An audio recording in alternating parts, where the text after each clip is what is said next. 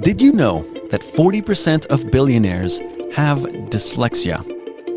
What if I told you that 50% of people who are incarcerated are also dyslexic? Well, today on the Yes Theory podcast, we are discussing the topic of learning disabilities. With Amar and I both having our own forms of learning disabilities, mine being dyslexia, we wanted to explore the subject to help us gain a better understanding of the implications involved with having these perceived disadvantages. From diving deep into our childhood to discussing the moments where we realized we were, quote, different, we'll bring you along on our journey of self-discovery. In this episode, we also bring our good friend Cliff Weitzman. I got tested and indeed, I have dyslexia. And it was the best day of my life. Because for the first time, I had somewhere to hang my hat. Cliff is originally from Israel and moved to the US just before high school. He's the founder of the speech-to-text software Speechify. He has been named on the Forbes magazine 30 Under 30 list and is also a champion advocate for dyslexia. Having grappled with his own learning disabilities since childhood, Cliff shares some of his perceptions on what it means to have learning disabilities and how he has conquered these perceived negatives, turning them into the basis of his professional career.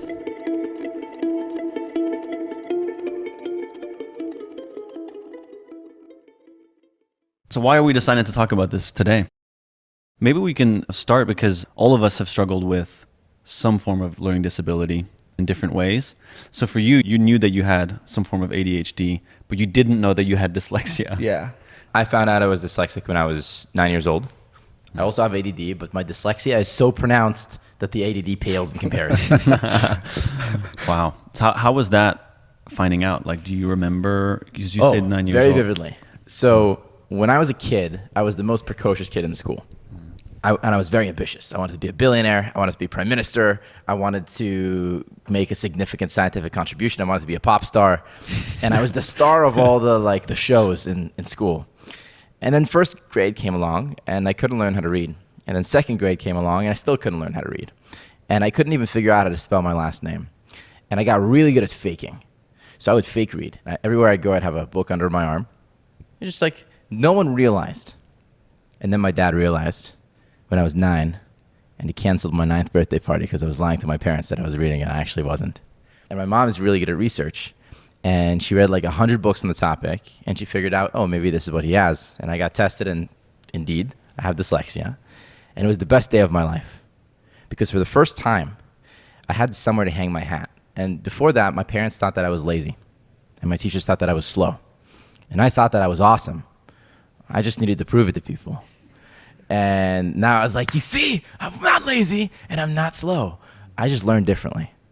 Maybe we can describe how it feels to be dyslexic, because Yes. some people maybe don't even understand or can fully relate. Yeah. So for context on dyslexia, 17% of the population has it. 5% in the US public system are diagnosed. It's very hard to diagnose. Physiologically, the way that dyslexia works is sometimes it's described as there's the left side and the right side of the brain. Most people, the connection between them is a straight shot. If you have dyslexia, it's this windy road. The other way scientifically to describe it is there's these things called mini columns in the brain that are responsible for sharing information. Most people have a normal distribution of mini columns and their average length. If you're dyslexic, those mini columns are further apart and they're longer.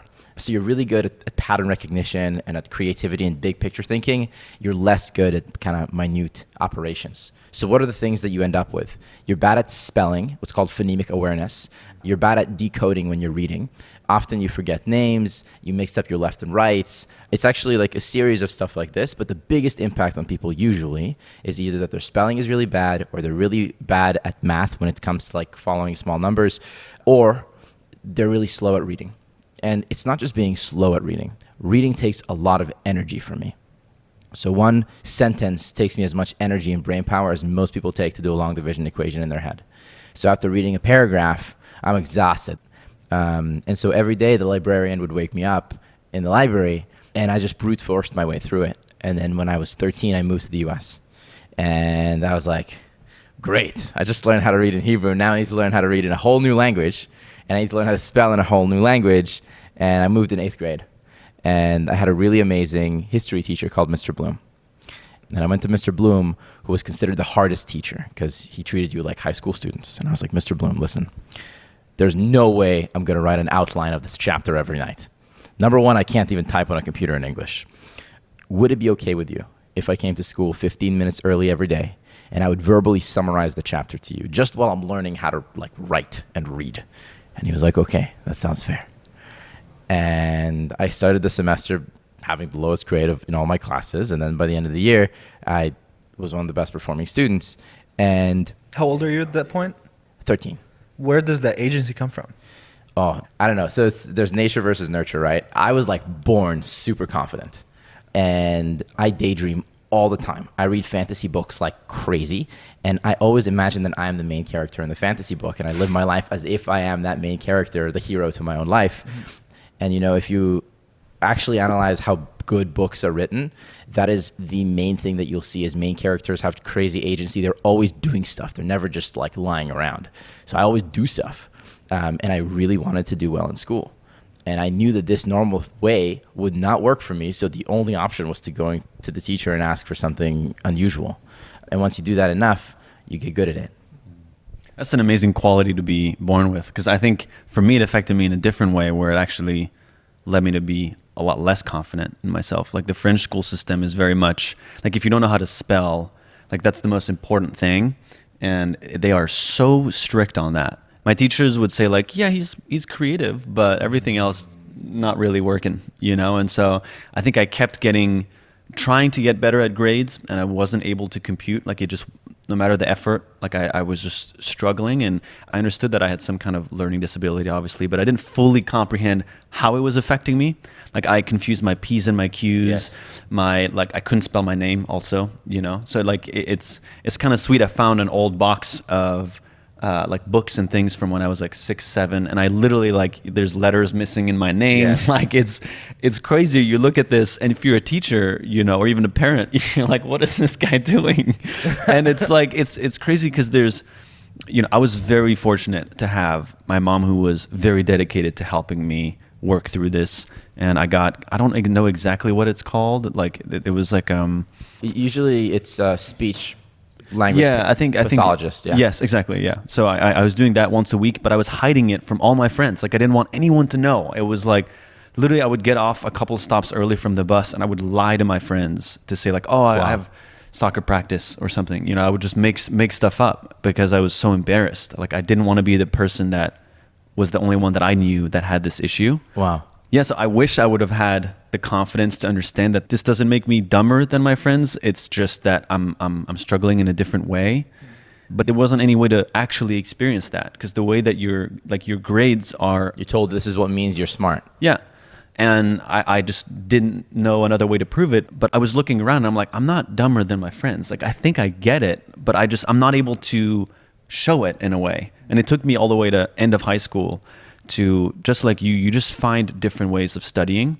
And one of the ways that I found was I would ask the teacher for what's the best paper like you've ever seen, like, or do you have any copies of students? And if they didn't, I would just go to the best student and ask her for her paper, and then I would write it 10 times. Wow. To feel what it would be like to write like the perfect paper. Oh. And I would try to look at like what are the words that she's using that I know that aren't in my language. And then I would write all those words on a separate piece of paper, and I would write those words So smart. 50 times a night. And then it just became like my hand just started moving that way. And you know, you mentioned that some of your weaknesses can be your power. And I think in a lot of ways, dyslexia forces you to get creative with how you learn and not just take the way that it's given to you.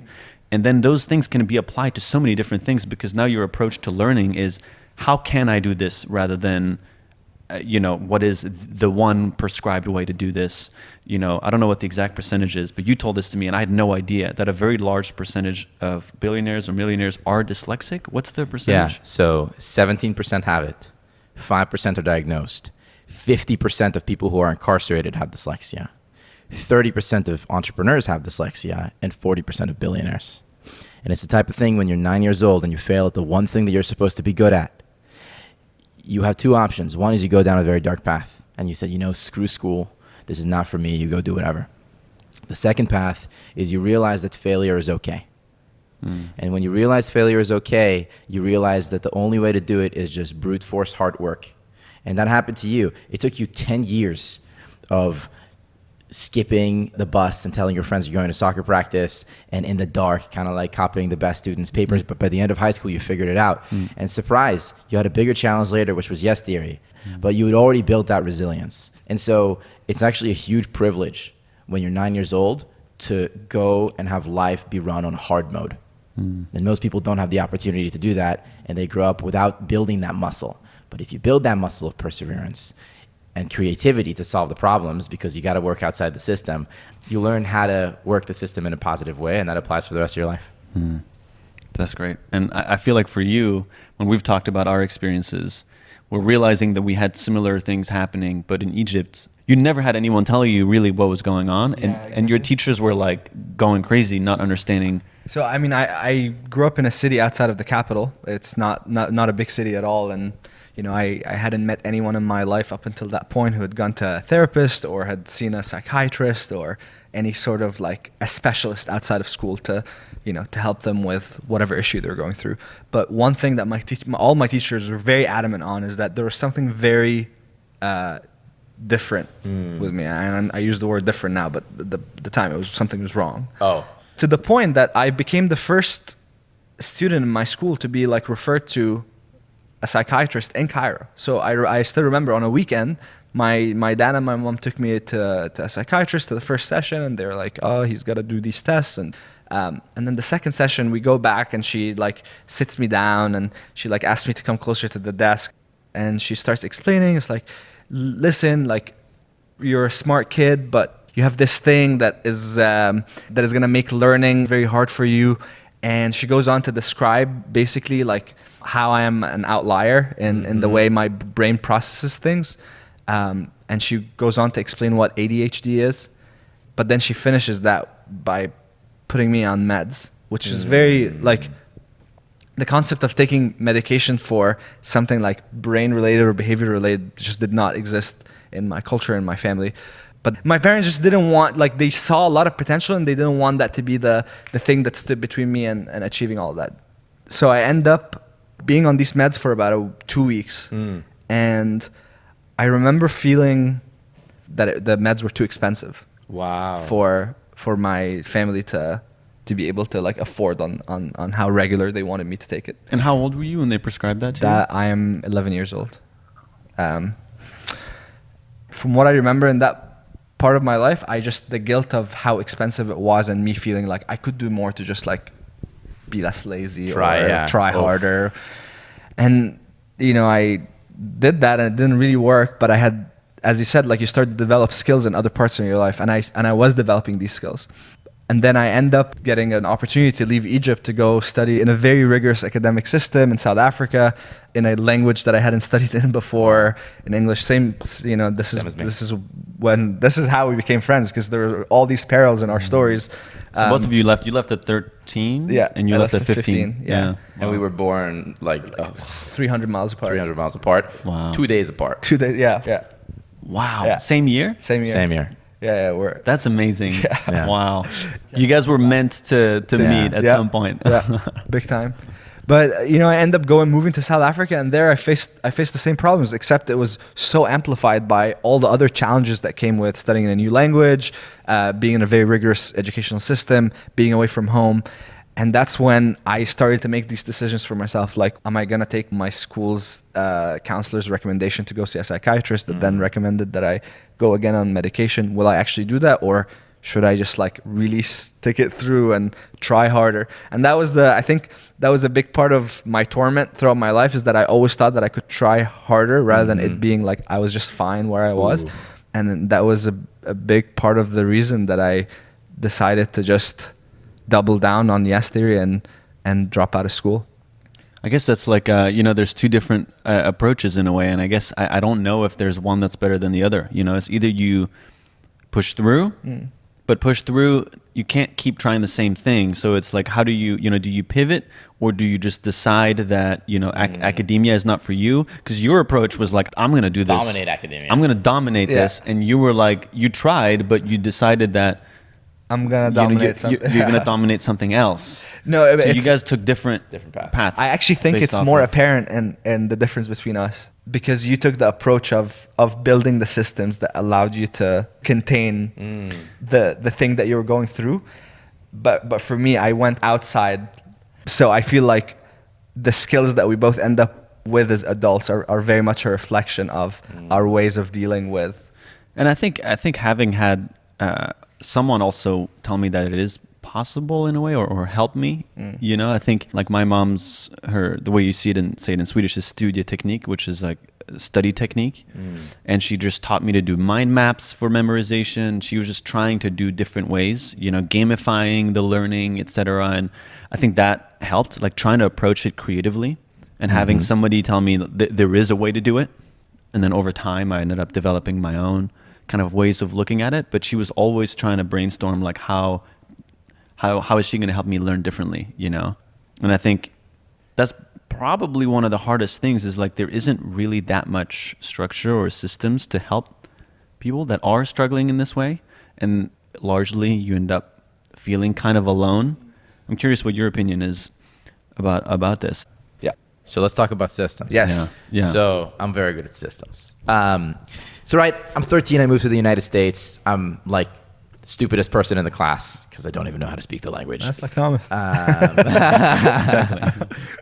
And everybody was reading Harry Potter. I really wanted to read Harry Potter, and I would fall asleep all the time. So my dad started to read Harry Potter to me, and I absolutely loved it.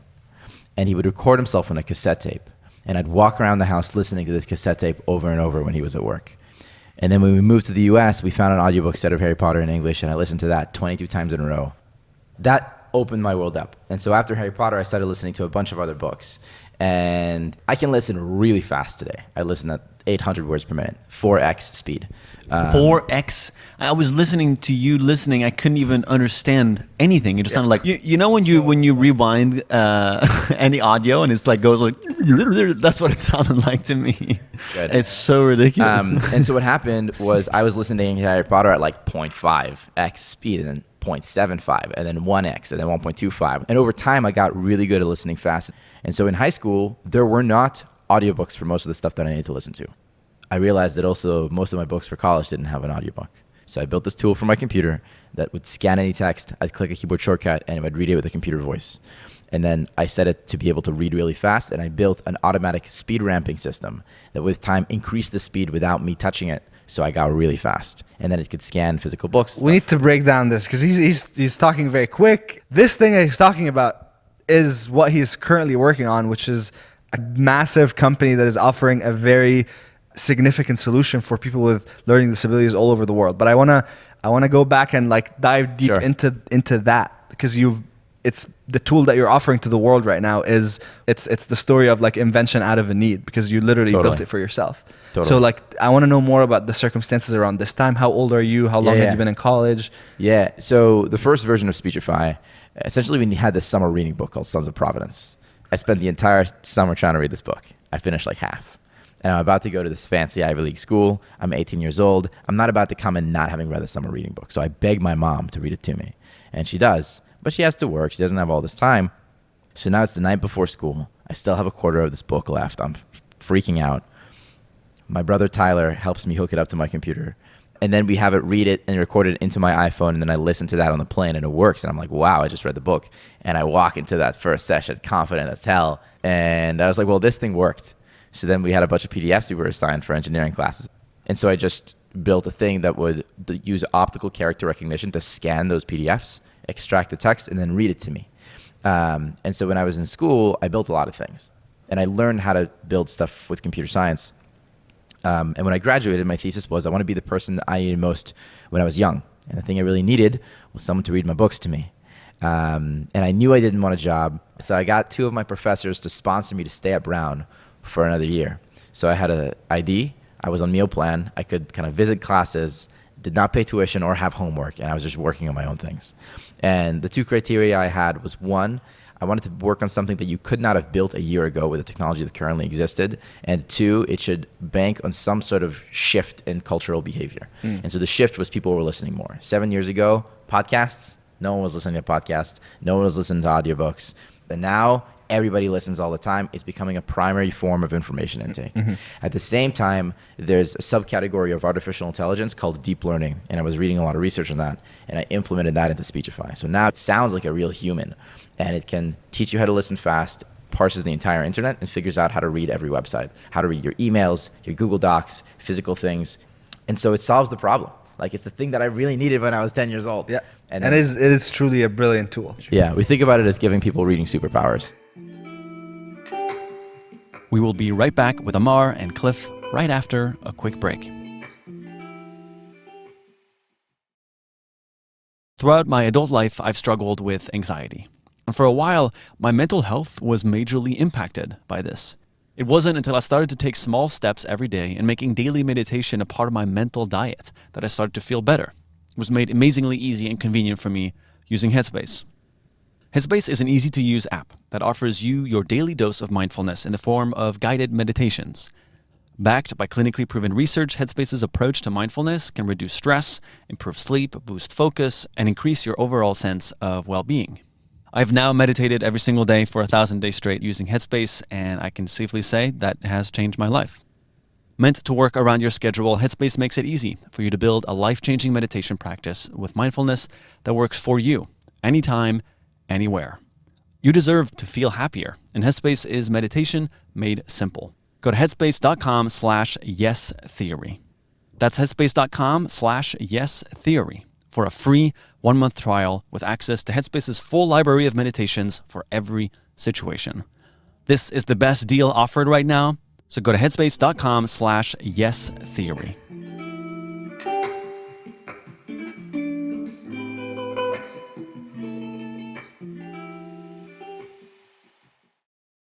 And now, back to the episode. What do you think in terms of infrastructure for learning disabilities?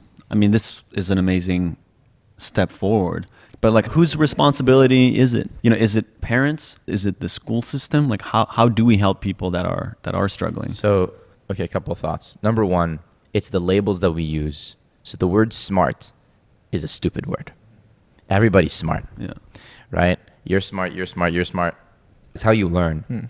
And people often tell me that I'm smart. Like, oh, I'm not as smart as you. It's like, what are you talking about? I know how to use the stuff that's in my brain. And so the way that I think about it is my brain is composed of 2,000 books that I've listened to. And then I write a lot, and I think a lot, and I philosophize a lot, and I organize that information in my brain. That's what I value, is like that intellectualness. But it's not like the computational ability of my brain, and that can change. You find the areas that are your strengths. So Systems, yeah. It's your systems. Yeah. That's what matters. Yeah. And your desire to learn. So really, the key is going from a static mindset to a growth mindset. Because they look at like kids who do tests, and kids with growth mindset, they'll do badly on the test, and then they'll come and they'll try harder on the next test. They'll want the challenge. And kids who don't have a growth mindset, they just think because they got a 70% on the test that they're stupid, and they never want to take a hard test again. And then the other thing is, right, as CEO of Speechify and as someone with dyslexia, I feel I have 3 responsibilities. The first one is to build really good technology. And that technology is democratized. It's free. You can download it anywhere. It doesn't matter where you are in the world. It works in all languages. Number 2 is evangelizing the fact that actually learning by intaking via audio is a completely legitimate way of learning. You know, we run Instagram ads. We're one of the biggest advertisers on Instagram at this point. And half the comments are especially older people saying, who are really triggered, this is so lazy. Millennials are ruining the world. Like, people get really triggered over this, which shows you that you're doing something right. But evangelizing the idea that you can learn via listening and that you can coach yourself to listen faster. And then the last one is telling these types of stories. So people realize that Charles Schwab and Richard Branson and the governor of California and George Washington and Da Vinci and all these people were dyslexic or have ADD. And so there is like this beacon of like, oh, they did it, I can do it too. The important part is to build that kind of framework in your brain of who you want to be and the systems that you want to create in order to facilitate the best learning for you. You're someone who speaks to a lot of crowds of people who are challenged by learning disabilities. What's the most common question that you get? How do you build the confidence? By far the most common question is, how do you get that? You know, I owe so much to the fact that I'm willing to talk to teachers to get special exceptions. Every day I'd get a special 100%. exception. That's why actually important. when you were saying you're a naturally gifted person with the confidence, but I actually think I would argue that the majority of it came because of the progression of you having to ask for all these Totally. things as a kid. 100%. Being proactive. Yeah, like that proactivity is definitely what put that in you. Yeah, you just got to push yourself to start. Yeah. Seek discomfort. Yeah, exactly. Exactly. And I think it's having the confidence to just try, right? Start asking people for help. So important. You know, like if at first I was like back of the classroom type of person, and then I forced myself, I'm going to sit in the front row every time, because then I can't. I'm on the. I can't be messing around, talking with friends, drawing, doing whatever I used to do. Absolutely. It's But like lifting weights. Yeah, right? exactly. You do the first little one and then yeah, you get good. Yeah. So yeah, and this is really where, you know, that reframing of, instead of it being like, oh, the thing that you struggle with. Even I stopped saying like, oh, I struggle with ADHD or I struggle with depression. I say I'm challenged by, because you know, in my mind I'm like, no, I'm not. This, yeah, it doesn't have power over me. It's a challenge that I'm constantly learning from. You said something really powerful earlier about vulnerability. Vulnerability is a superpower. And the fastest way to build a close relationship with someone is either bonding over vulnerability or bonding over ambition. And so if I'm making friends, I look to show both those sides as quickly as I can. People will go miles for you if A, you show them where you need help and you're vulnerable with them, and B, you still show that you're proactive and try and fix it. Which actually makes a lot of sense, because I feel a lot of kids that ends up being like the troublemakers. It's just a state of rebellion against this thing in them that they don't understand. Yeah, and they're not willing to share it. Yeah, and their like way of closing off is it resulting in all these behavioral patterns that end up pulling them towards trouble. I feel just one concluding point about all of this feels like one of the basic but key components is to also just not give up. Yes. Right? It's like no matter how many failures, as we mentioned early on, how many bad grades or how stupid you feel around other people, not giving up. You know, the moment that you decide that this is impossible, I can't do it, is the moment it's over. Yeah, and it's okay to not be good. Like if you can't judge a fish by its ability to climb a tree, right? So for me, my brother Tyler is like crushing it on computer science, and I try to do it, and I misspell this here, the problem doesn't run, it dies. Miss a comma and you're fucked. Exactly, and I'm so bad at that. You just got to figure out the way that you learn. How do you feel about doubling down on the things that you're noticing you're really good at versus trying to, like, how long should you push yourself to learn something that computer science, for example, you might recognize, okay, you're not going to be the best coder in the world, but you want to learn how to code, you want to understand it. Like, how do you balance that line of like, I'm going to learn this, but I don't need to be a specialist in this. You know, I can find people around me that are better at me than this. You got to strike a balance. Whoever you are, figure out what your strengths are and double down on your strengths. And sometimes it's a combination of things that you're able to do. Maybe you're both athletic and artistic. Maybe you're both good at computer science and you're good at design. It doesn't matter what it is. Figure it out and put that together. Actually, your question made me think about my attitude towards the things that I'm not good at. And I think because all my conditioning is towards like doubling down on the things that I'm good at and completely like letting go of anything that can bring me stress or a burden, I think I'm now on the extreme of I wouldn't even try if I feel like I'm not good at something. Yes. Because in my mind, I'm like, I cancel it out. Yeah, I think you would benefit from brute forcing a little bit more than things that you're weak on. Absolutely.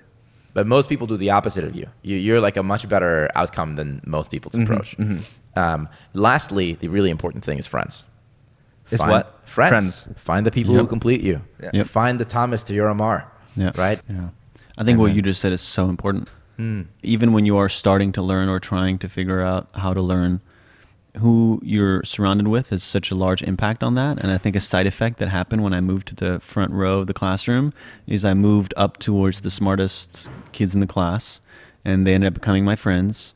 And then my friends were all, ambitious growth mindset type of people in the end, versus when I was in the back of the class, it was the people that didn't care, that either had given up or just whatever, had their own set of challenges, right? So the people you're surrounded with is so important, and it's not impossible to befriend the person that is killing it, not from a superficial perspective of wanting something from them. For me, it just happened because I was sitting in the front row, and then I realized, oh, these people are really cool. This is so interesting, because I did the exact same thing. I sat in the front row every class I've ever been in. Partly it's to make up for the fact that I knew I needed to. Totally. it shows. Yeah. When like teachers notice it when you're When you're engaged, seeking, it when you're shows. seeking.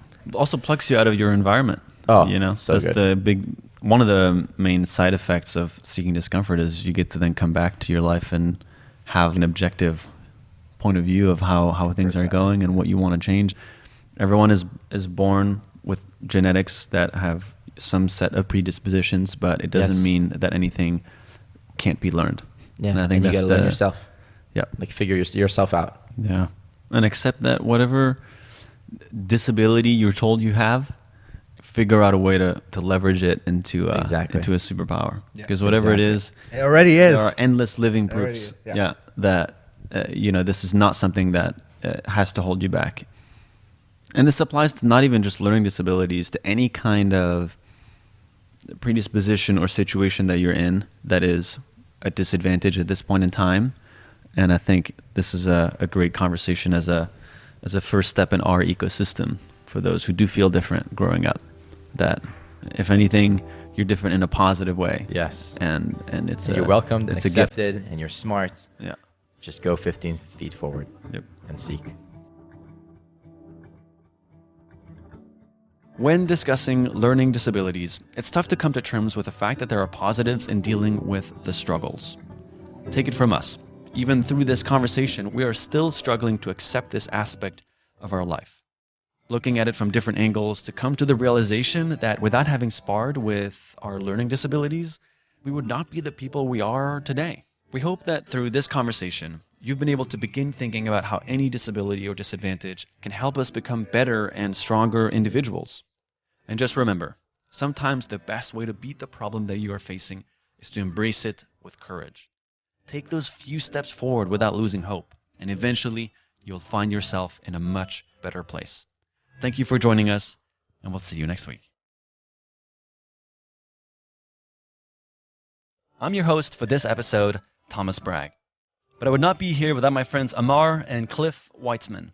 This episode was produced by Luke Himmelsbach and was edited and sound designed by Travis Loafman. The S3 podcast is produced by Luke Himmelsbach for Expedition Audio. From Headspace Studios, this show is produced by Danny Karasimi. Additional production help from Demira Pierre. The executive producers are Leah Sutherland, Morgan Seltzer, and Sam Rogaway.